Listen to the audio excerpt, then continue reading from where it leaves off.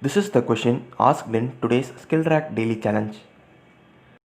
So in the first line of our input, we are given the value of integer n, and after that we are given n string values, and this string represents which user follows which user, and it is represented in two formats. So the first character represents the user 1 and the last character represents the user 2, and in between that there is a symbol which denotes who follows who.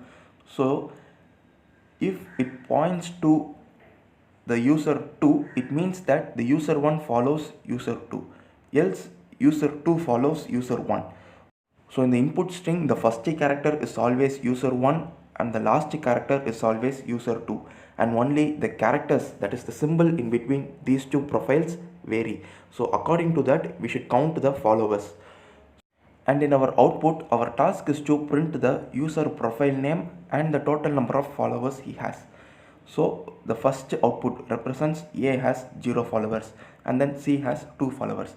So let us count the followers. So in the first input string, it is given that A follows C. So that is what the first statement represents. So A doesn't has a follower. A is only following C. And in the second statement, there is no A. So we move on to the next. And in the third statement, again V has a follower. So A is following V. So again A doesn't has a follower. And again in the 4 and 5 statements, there is no A. So totally there is no followers for A. So we print A 0. So now let us calculate the followers for C. So in the first statement we can see that A is following C. So C has a new follower. And in the second statement, M is following C. So again C has got a new follower. So total follower count is equal to 2. And in third statement there is no C. So we can move to the next statement. So in the next fourth, C follows M.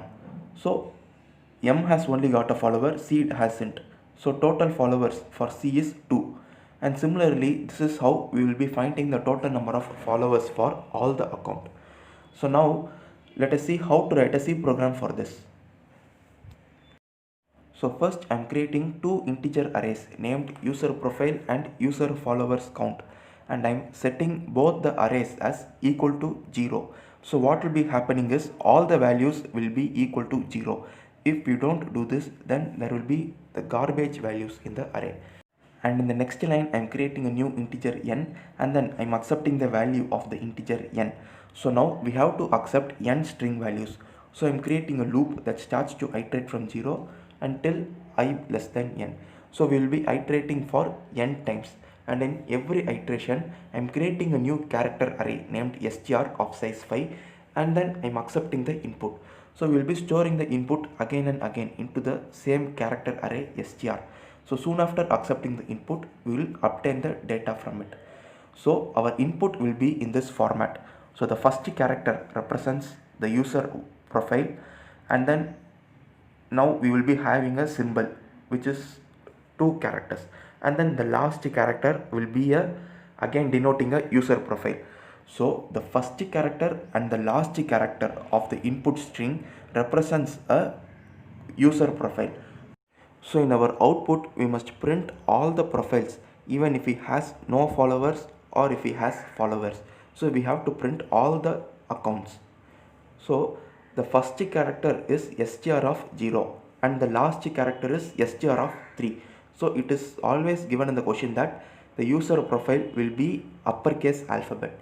So str of 0 and str of 3 will always be representing the user profiles. So in the array user profile, I am setting them as 1 because they are all valid accounts, and the invalid accounts will be 0 by default. So first our task is to find all the valid accounts, and after that we are going to count who follows who. So in user profile, at the index str of 0 and str of 3 I am setting 1, and here we are just passing the character within the square brackets because the ASCII value will only be taken into consideration. So now we have to find out which user follows which user. So the symbols will be represented in two ways. So if the str of 1 is equal to hyphen and str of 2 is equal to a greater than symbol, then it means that, so that is how it is represented in the input string. So if it is like that, it means that user 1 follows user 2. So that is what we are doing in the if condition. If the condition is satisfied, then the user 2 only has gained a new follower. So in the user followers count array, at the index str of 3, I am incrementing the value by 1. Initially all of them would be 0, and whenever the if condition is satisfied, then the user 2 will gain a new follower. So at the particular index, I am incrementing the value by 1. And the same, if the symbol is present like this, then it means that the user 2 follows user 1. And if this condition is not satisfied, then we will automatically move to the else part, and in else part again we will be incrementing the followers count for the user 1. So user follows count of str of 0 plus plus. So this is how we will be incrementing the followers count for user 1 and user 2 as per the symbol in between them.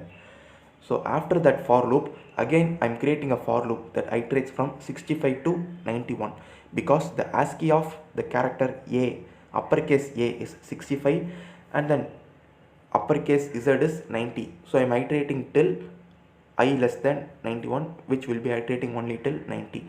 And in every iteration, if it is a valid profile, then we have set the profile is equal to user profile is equal to 1. So again we are checking this in this loop. If user profile is equal to 1, then it is a valid profile, and whenever we find a valid profile, we print the profile name. So the profile name will be a character, that is we have to convert the ASCII value of I into a character, and after printing the profile name, we are printing the followers count, that it will be stored in the user follower count array. So now let us give our sample test cases and check our program. So this is our sample input 1, and let us see our output. So this is our expected output, and here in our output we can see that we also get the same.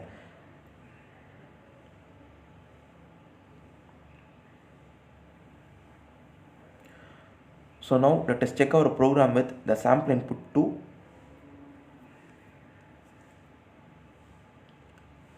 So for sample input 2, this is our expected output. So again we get the correct output. So this is the logic behind today's daily challenge. Thank you for watching.